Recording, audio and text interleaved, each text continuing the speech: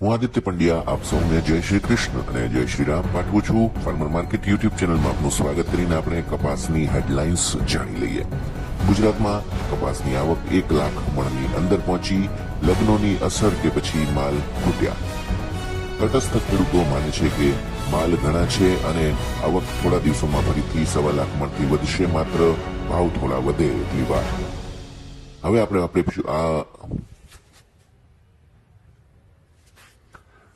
આપીશું રાજકોટ, ગોંડલ તથા બોટાદમાં થયેલી હરાજીનો રિપોર્ટ. અમેરિકન કૃષિ સંસ્થાએ કપાસના સાપ્તાહિક નિકાસના આંકડાઓ રજૂ કર્યા. નિકાસમાં ઘટાડો પણ વાયદા ઉપર અસર નથી. આવતા બુધવારે એટલે કે 11મી ફેબ્રુઆરી આવશે અમેરિકન કૃષિ સંસ્થાનો વૈશ્વિક માગ, પુરવઠો, આયાત નિકાસ સહિતનો માસિક રિપોર્ટ. કપાસિયા અને કપાસિયા ખોળના ભાવમાં હળવે ઘટાડો. શંકર રૂની આવક દેશભરમાં 1.5 લાખ ગાંસડી અને હવે કેટલી ઘટશે એની ઇંતજારી. મિત્રો, વાત કરીએ વિસ્તૃત રીતે હેડલાઇન્સ જાણ્યા પછી. જે કપાસની આવક છે એની અંદર ઘટાડો થયો છે. લગભગ આખા ગુજરાતની અંદર ગઈકાલે 90,000 મણની જ આવક થઈ હતી.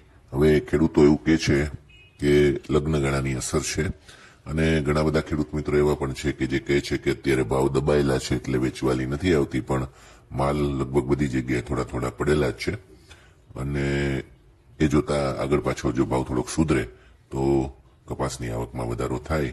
અત્યારે લગભગ 80-90,000 મણની આવક છે. રાજકોટમાં લગભગ 8,000 મણની આવક થઈ છે. બોટાદમાં વાત કરીએ તો ગઈકાલે આવકો ઘણી બધી ઘટેલી હતી, પણ આજે એમાં થોડોક સુધારો થાય એવી શક્યતા દેખાય છે. બોટાદમાં ગઈકાલે 15,000 મણ જેવી આવક થઈ હતી.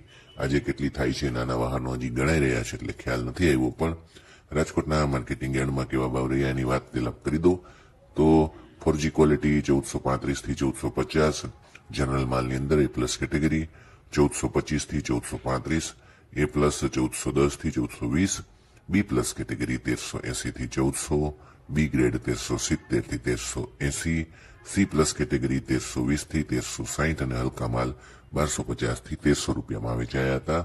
વાત કરું તમને ગોંડલની, જેની અંદર હરાજી પૂરી થઈ. લગભગ 5,500 મણની આવક 1,150 થી 1,460 રૂપિયાના ભાવ હતા.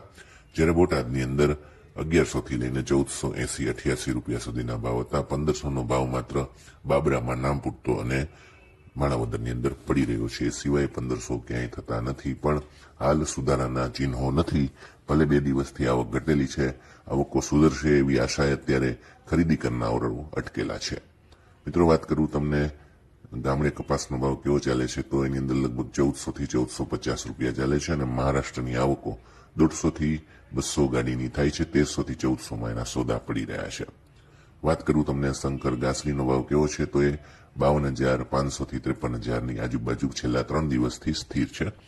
અને હવે તમને જણાવી દઉં કપાસિયા અને કપાસિયા ખોળની બજાર વિશે, જેની અંદર મોટા ફેરફારો નથી થતા, પણ બજાર ધીરે ઘસાતી જાય છે.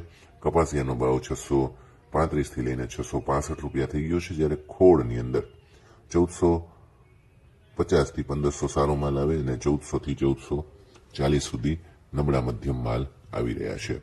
મિત્રો, વાત કરીએ અમેરિકન કૃષિ સંસ્થા વિશેની તો એનો જે રિપોર્ટ જાહેર થયો છે સાપ્તાહિક નિકાસના આંકડાઓનો, એની અંદર 1,88,909 રનિંગ ગાંસડીની નિકાસ કરવામાં આવી છે 30મી જાન્યુઆરી સુધીના રિપોર્ટ પ્રમાણે, અને જે 4 સપ્તાહની નીચી સપાટીએ છે અને લગભગ ગયા અઠવાડિયા કરતા 32% એમાં ઘટાડો થયો છે. ગયા વર્ષ કરતા એની અંદર 33%નો ઘટાડો છે. તુર્કીએ ત્યાં મહત્તમ ખરીદી કરી છે. 49,700 રનિંગ ગાંસડીની ખરીદી તુર્કીએ કરી છે છેલ્લા અઠવાડિયામાં. પાકિસ્તાને 44,300 ગાંસડીની ખરીદી કરી છે અને આ અઠવાડિયાની અંદર શિપમેન્ટ 2,21,058 ગાંસડીના કરવામાં આવ્યા છે, જે 11% ડાઉન છે. વિયેટનામની અંદર 58,900 ગાંસડી અને પાકિસ્તાનની અંદર 36,400 ગાંસડી મોકલવામાં આવી છે. મિત્રો, વાત કરીએ દેશાવરોની અંદર સમગ્ર ભારતની અંદર ગાંસડીઓની આવક કેટલી થાય છે એના વિશેની, તો આવકો ઘણી બધી કપાયેલી છે. જે આવકો થતી હતી એમાં લગભગ 30%નો ઘટાડો થયો અને 1,30,000 ગાંસડીની અત્યારે આવક સમગ્ર દેશમાં છે. એમાં સૌથી વધારે મહારાષ્ટ્રમાં 52,000 ગાંસડી આવે છે, ગુજરાતમાં 30,000 ગાંસડી અને તેલંગાણામાં લગભગ 13,000 ગાંસડીની આવક થઈ ગઈ છે અને CCI પાસે લગભગ 86 લાખ ગાંસડીનો સ્ટોક થઈ ગયો હોવાની ધારણા છે. હજી ખરીદી ચાલુ છે. કદાચ 100 લાખ ઘાસડીનો આંકડો મેળવી લે એવી શક્યતા બનેલી છે. ધન્યવાદ.